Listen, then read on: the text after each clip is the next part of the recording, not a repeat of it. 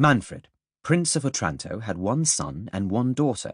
The latter, a most beautiful virgin aged 18, was called Matilda. Conrad, the son, was 3 years younger, a homely youth, sickly and of no promising disposition. Yet he was the darling of his father, who never showed any symptoms of affection to Matilda. Manfred had contracted a marriage for his son with the Marquis of Vincenza's daughter, Isabella, and she had already been delivered by her guardians into the hands of Manfred, that he might celebrate the wedding as soon as Conrad's infirm state of health would permit. Manfred's impatience for this ceremony was remarked by his family and neighbours. The former, indeed, apprehending the severity of their prince's disposition, did not dare to utter their surmises on this precipitation. Hippolyta, his wife, an amiable lady, did sometimes venture to represent the danger of marrying their only son so early, considering his great youth and greater infirmities.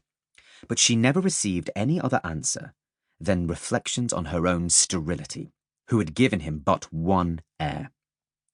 His tenants and subjects were less cautious in their discourses. They attributed this hasty wedding to the prince's dread of seeing accomplished an ancient prophecy, which was said to have pronounced that the castle and lordship of Otranto should pass from the present family whenever the real owner should be grown too large to inhabit it. It was difficult to make any sense of this prophecy, and still less easy to conceive what it had to do with the marriage in question. Yet these mysteries or contradictions did not make the populace adhere the less to their opinion. Young Conrad's birthday was fixed for his espousals. The company was assembled in the chapel of the castle, and everything ready for beginning the divine office, when Conrad himself was missing. Manfred, impatient of the least delay, and who had not observed his son retire, dispatched one of his attendants to summon the young prince. The servant, who had not stayed long enough to have crossed the court to Conrad's apartment, came running back breathless, in a frantic manner, his eyes staring and foaming at the mouth. He said nothing, but pointed to the court. The company was struck with terror and amazement. The Princess Hippolyta, without knowing what was the matter, but anxious for her son, swooned away. Manfred, less apprehensive than enraged at the procrastination of the nuptials, and at the folly of his domestic, asked imperiously what was the matter. The fellow made no answer, but continued pointing towards the courtyard, and at last, after repeated questions put to him, cried out, "Oh, the helmet! The helmet!" In the meantime, some of the company had run into the court, from whence was heard a confused noise of shrieks, horror, and surprise. Manfred, who began to be alarmed at not seeing his son, went himself to get information of what occasioned this strange confusion. Matilda remained endeavouring to assist her mother, and Isabella stayed for the same purpose, and to avoid showing any impatience for the bridegroom, for whom, in truth, she had conceived little affection. The first thing that struck Manfred's eyes was a group of his servants endeavouring to raise something that had appeared to him a mountain of sable plumes. He gazed without believing his sight. "What are ye doing?" cried Manfred wrathfully. "Where is my son?"